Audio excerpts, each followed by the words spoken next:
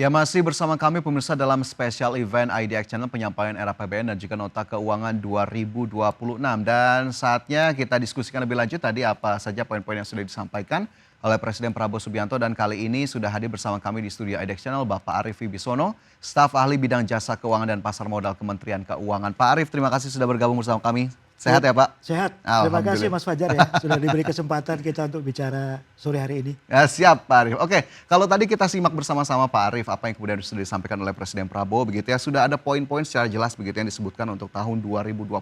Tapi mungkin dari Kementerian Keuangan sendiri begitu, apa yang kemudian bisa kita catat dari yang disampaikan Pak Presiden tadi dan sebetulnya fokusnya RAPBN 2026 seperti apa?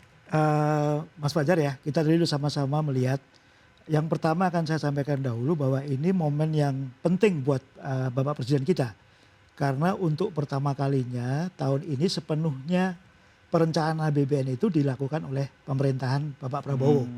Dan juga tadi juga dicatat ya bahwa ini juga sangat penting karena kebetulan ada angka 8-nya yaitu 8 dasawarsa ulang tahun kemerdekaan kita.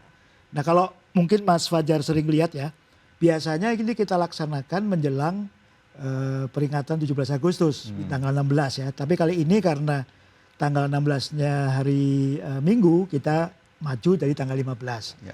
Jadi ini menjadi penting bagi kita bersama, terutama seperti yang Bapak Presiden sampaikan tadi ya, di tengah ketidakpastian global.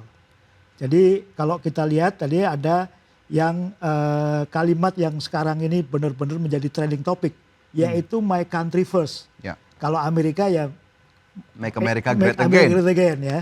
Yang lain juga begitu. Nah ini kita juga menghadapi satu dinamika baru. Tadi yang seperti yang Bapak Presiden sampaikan, selain tantangan, kita juga punya kesempatan di situ.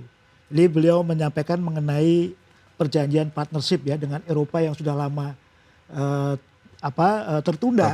Kemudian karena Eropa kemudian merasa bahwa yang dulu menjadi sekutu utamanya itu ternyata tidak bisa diandalkan juga, akhirnya kita dapat blessing yaitu EU-CEPA ya. Jadi partnership antara Eropa dengan Indonesia. Demikian juga nanti akan menyusul dengan partnership yang lainnya dengan Kanada. Kanada yang zaman dulu sering kita anggap kakak adik dengan Amerika ya, karena mereka kan berbagi perbatasan yang sangat panjang. Sekarang Kanada juga udah melirik Asia. Mereka bahkan merasa bahwa jarak ke Asia itu ternyata nggak jauh karena lewat benua kutub utara itu Pak. Jadi kutub utara cuma 4 jam ke Asia.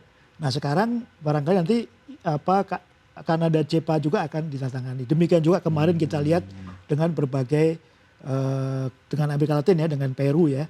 Kemudian juga nanti banyak negara Afrika yang non-tradisional partner kita, itu nanti kita akan punya kesepahaman baru. Jadi ini perspektifnya adalah juga merupakan kesempatan baru buat Indonesia. Di tengah ketidakpastian global, di tengah tadi ada perang fisik, perang tarif ya, itu kita bisa memanfaatkan hal itu. Jadi menurut kita bersama ini adalah momentum yang sangat berharga buat kita untuk menentukan APBN ke depan. Kita sudah merasakan APBN 2024 kemarin, 2025 sekarang ini itu bisa menjadi baseline. Bagi pemerintahan baru ini saat pertama kali barangkali kita melihat bahwa sangat smooth ya penggantian atau transisi ini sangat smooth. Apalagi kalau kita lihat bahwa di kabinet sekarang kan ada penambahan kementerian dan lembaga. Nah itu bagaimana kemudian memanage itu challenge buat kami di Kementerian Keuangan. Biasanya kita nunggu, tapi saat ini kemudian para wakil menteri, kemudian juga para pejabat eselon 1 gitu ya, kemudian juga teman-teman yang lain itu kemudian proaktif membantu masing-masing KL untuk kemudian di semester kedua ini udah bisa berjalan as usual seperti biasa. Jadi kita optimis. APBN yang selalu di dalam undang-undang ya, pada dasarnya kan RUU APBN ini ya. Jadi ini akan segera bisa kita undangkan di September Oktober biasanya. Kemudian ada Perpres rincian APBN dan kita laksanakan dengan baik di 2026. Jadi di tengah tantangan kita melihat ada kesempatan. Itu barangkali yang bisa kita bisa kita garis bawahi dalam pidato presiden tadi. Oke, di tengah berbagai tantangan masih ada kesempatan dan tentunya ini menggambarkan optimisme pemerintah begitu Iya. ya di tahun 2025 dan juga di tahun 2026. Oke, tadi fokusnya kemudian sudah disampaikan. Tadi kalau kita kutip juga Pak Arief, Pak Presiden juga menyebutkan upaya efisiensi ini masih akan terus dilakukan. Nah, sementara program-program prioritas juga cukup banyak yang dijalankan oleh pemerintah. Salah satunya tadi yang mungkin agak sering disebut gitu ya, ada MBG di sana. Nah, lantas bagaimana kemudian upaya mewujudkan program strategis di tengah efisiensi yang kembali dilakukan? Ya, jadi efisiensi sebagaimana yang diarahkan Bapak Presiden. Jadi kan kalau di Undang-Undang Keuangan Negara itu, kewenangan keuangan negara itu ada di Presiden. Baru kemudian delegasikan kepada Menteri Keuangan, Menteri-Menteri atau Kepala Daerah. Jadi pada dasarnya beliau sebagai kepala eksekutif, pemimpin tertinggi termasuk dalam keuangan negara. Nah ini memang Bapak Presiden kan melihat bahwa tadi kan ada program-program yang tidak sampai kepada rakyat. Ini kita sebagai ASN juga, kami birokrasi ya, itu melihat bagaimana itu bisa dilakukan dengan baik. Biasanya kan ada rapat yang namanya consignering. Nah ini beliau sekarang benar-benar scrutinize sehingga benar-benar yang dibiayakan itu adalah yang benar-benar akan sampai kepada rakyat, termasuk tadi MBG, kemudian Koperasi Daerah Merah Putih, ya, kemudian juga ada sekolah rakyat. Nah itu menurut hemat saya inilah akan menjadi game changer buat kita bersama. Kita sudah mencari berbagai pola pembangunan ya, ada yang trickle down effect dari atas ke bawah. Nah ini saya melihat Bapak Presiden sangat memahami itu sehingga beliau memulainya dengan langsung kepada rakyat. Jadi ada beberapa nanti inisiatif yang langsung kepada rakyat. Kan sudah bertahun-tahun kan sudah kita pahami ya bahwa kita sudah membangun infrastruktur. Tapi konektivitas antara infrastruktur dengan penggunanya ini belum connect. Kemudian kita selalu melakukan misalnya untuk menjangkau beras kepada rakyat. Nah dengan adanya koperasi desa ya, koperasi desa, kebetulan saya kemarin berkesempatan meninjau koperasi daerah Merah Putih di Tabanan, Bali. Kebetulan di Bali itu kan banyak koperasi yang sudah jadi sebenarnya, Mas Fajar. Jadi banyak jadi tinggal diakselerasi. Baru sebulan mereka merasakan manfaatnya, yaitu mereka dapat menikmati berbagai subsidi yang biasanya tidak langsung kepada masyarakat. Nah misalnya kayak mereka bisa menjadi subagen untuk LPG 3 kilo. Kemudian beras yang mestinya untuk operasi pasar ya. Kemudian juga menjadi pos. Kemudian juga berbagai bantuan dari BUMN. Jadi selama ini dengan adanya sebelum adanya koperasi itu mereka kan sulit mencari akses. Kemarin ketua koperasi di Tabanan itu ya, itu menyampaikan bahwa dengan adanya inisiatif koperasi Desa Merah Putih ini, justru sekarang banyak akses-akses seperti BUMN maupun berbagai pemerintahan ya, dari ada mungkin BLU itu langsung ke daerah. Jadi malah sekarang bukannya mereka mencari BUMN-nya, tetapi BUMN yang mencari mereka. Nah ini menurut saya ini shifting paradigma ya, kan kita sudah lama kita pahami bahwa koperasi itu sokok guru masa perekonomian Indonesia. Tapi sampai sekarang nggak ada inisiatif yang benar-benar seperti yang sedang diinisiasi oleh Bapak Presiden. Dan menurut saya now or never ya.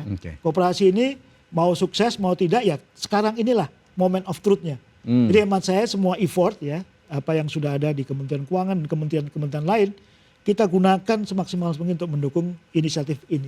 Oke, jadi inisiatif-inisiatif yang memang langsung kepada rakyat lah yang ini kemudian terus dilakukan. Jadi efisiensinya ini yang harus dilihat adalah yang non prioritas, tapi yang untuk rakyat ini tidak dilakukan kemudian untuk efisiensi atau mungkin dihilangkan. Baik itu menjadi upaya yang memang terus dilakukan oleh pemerintah. Nah kalau kita lihat sendiri, lagi-lagi tadi dari apa yang kemudian disampaikan oleh Pak Presiden Prabowo ya, Pak Arief, ini mungkin saya sedikit menyinggung soal penerimaan, kemudian juga pendapatan dan juga defisit yang ditargetkan kalau defisitnya sendiri di 2,48%, kemudian juga kalau dari sisi pendapatan dan juga penerimaannya, tadi juga sudah kita simak bersama-sama. Nah apa yang kemudian bisa kita lihat dari angka-angka itu Pak Arief? Apakah kemudian dari sisi penerimaan, optimisme bahwa penerimaan akan terus berlanjut sementara defisit bisa terus ditekan? Atau seperti apa yang bisa kita ambil dari sana? Mas Fajar ya, jadi apa yang disampaikan Bapak Presiden tadi memberikan optimisme karena memang kita akan juga terus mencoba untuk mengakselerasi pertumbuhan misalnya. Nanti kan tadi Bapak Presiden sampaikan bahwa pertumbuhan 5,4% ya. Ini akan didukung upaya fundamental ekonomi yang menuju pertumbuhan yang tinggi, misalnya tadi penguatan SDM. Tadi sangat clear ya, kita juga punya keberpihakan misalnya dengan bantuan kepada mahasiswa, ada LPDP ya. Jadi penguatan SDM menjadi salah satu kunci. Kemudian tadi yang disampaikan juga mengenai hilirisasi yang sudah kita lakukan bahkan jauh sebelum Bapak Presiden kita ya, Bapak Jokowi juga sudah melaksanakan. Kemudian juga tadi yang banyak beliau singgung, cukup panjang beliau menyampaikan mengenai keberadaan Badan Pengelolaan Investasi Danantara. Ini merupakan game changer ya. Jadi Danantara ini kan sebenarnya secara konsep malah sudah dilakukan oleh negara-negara lain ya. Singapura, Malaysia. Nah ini sekarang kita punya satu kesempatan emas untuk kemudian mengimplementasikan konsepsi-konsepsi itu. Jadi hal-hal itu yang kira-kira menjadi upaya kita agar tadi mengenai pertumbuhan bisa tercapai ya. Kemudian juga tadi konsumsi rumah tangga dijaga. Ini termasuk dengan misalnya tadi pemberian kesempatan kerja tadi sudah disampaikan mengenai berapa kesempatan kerja yang tercipta ya. Kemudian juga mengenai bantuan sosial ya. Kita termasuk negara yang begitu generous melakukan bantuan sosial ya. Ini untuk memelihara tadi konsumsi rumah tangga. Kemudian ekspor diperkuat ya. Banyak hal yang bisa kita lakukan termasuk dalamnya adalah diversifikasi produk serta penguatan Indonesia dalam global value chain tadi. Jadi mencari mitra non tradisional misalnya ke Afrika, ke negara-negara yang sebelumnya tidak terperkirakan, kita perkirakan itu menjadi upaya kita ya, upaya untuk melakukan ekspor dan diversifikasi investasi. Kemudian tadi yang juga penting adalah tadi Danantara, kemudian juga ada deregulasi ya. Jadi penting bagi kita untuk selalu melakukan deregulasi. Dunia berubah, cara kerja kita juga harus berubah. Kemudian tadi konsumsi pemerintah ya, untuk yang efisien. Jadi kalau dulu kita jauh sekali tangannya menjangkau desa, sekarang hampir keseluruhan program itu langsung kepada masyarakat desa. Jadi ini penting buat kita untuk tadi konsumsi pemerintah yang dapat kita jaga. Tadi kemudian juga inflasi tentu saja yang ditetapkan 2,5% itu juga perlu kita juga ini ya, kita juga lihat misalnya dengan ada kita punya Bulog, tadi Koperasi Darah Merah Putih. Jadi kalau Koperasi Darah Merah Putih itu kalau dulu kita sering ada operasi pasar, itu kan diberikannya kepada para pedagang tanpa menafikan pedagang ya. Tetapi dengan Koperasi Darah Merah Putih di tiap desa kita punya instrumen untuk misalnya agar harga gula stabil, harga komoditas gas stabil ya, kemudian beras. Jadi menurut saya semua ini jangan dilihat parsial, tetapi harus dilihat dari keseluruhan gambar besar APBN kita 2026 ini dan juga selanjutnya. Jadi ini merupakan satu horizon yang tidak boleh kita lihat satu-satu. Ya, kita harus melihatnya dalam konteks yang lebih luas. Oke, lebih itu luas kira-kira. dan juga holistik begitu ya. Holistik ya, jadi jangan dilihat parsial. Tidak dilihat parsial dan tentunya ini masih menjadi catatan dan tadi berbagai upaya sepertinya tadi yang mungkin bisa saya garis bawahi juga sepertinya sekarang tangan pemerintah tuh lebih sampai gitu ya, Pak Arief ya, kemudian ke desa-desa ataupun ke masyarakat. Nah kemudian dari tadi yang juga sudah disebutkan kalau dari sisi penerimaan negara lah Pak Arief ini kita lihat pajak begitu bagaimana kemudian realisasinya hingga semester 1 2025 yang kemarin juga sudah dirilis oleh pemerintah. Sementara untuk tahun 2026 sendiri seperti apa langkah yang dilakukan untuk mengejar target penerimaan negara jika mungkin kita spesifikkan dari sisi perpajakan? Ya, perpajakan itu kan ada 3 komponen ya. Yaitu pajak sendiri, kemudian kepabeanan dan juga cukai. Di Amerika juga kita juga punya komoditas yang selama ini kita tahu sendiri ya. Tapi saya yakin, saya optimis dengan EUJPA ini kita juga punya bisa melakukan penetrasi CPO ya. CPO itu kan emas hitamnya Indonesia. Kalau negara lain punya berbagai, kita punya emas hijau lah buat untuk bisa penetrasi. Hemat saya dengan partnership tadi dan juga perjanjian dengan mitra-mitra baru ya yang selama ini tidak bisa kita perkirakan, kita akan bisa memperluas penerimaan. Termasuk kalau di bidang khusus pajak, kita akan yang kemarin inisiatif Cortex ya, kemudian ada joint program. Jadi selama ini kita melakukannya parsial. Tapi dengan adanya joint program ini kita melihat holistik. Jadi apa yang dilihat dari sisi kepabeanan, cukai, maupun perpajakan, pajak sendiri atau kita sebut perpajakan, itu bisa kita lihat dari berbagai sisi.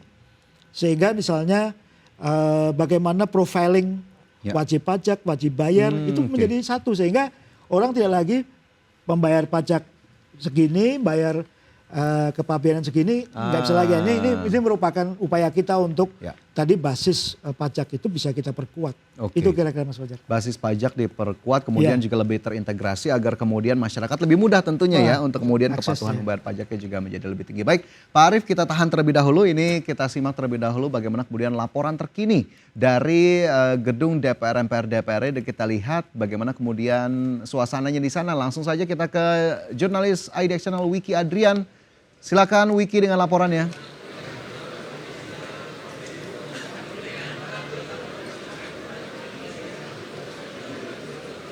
Ya, Fajar dan juga pemirsa, masih di area Nusantara 2 di Komplek Gedung MPR DPR RI. Saya melaporkan langsung, kemudian tadi beberapa waktu yang lalu kita sudah mendengar pidato yang sudah disampaikan oleh Presiden Prabowo Subianto terkait dengan nota keuangan dan juga RAPBN tahun 2026.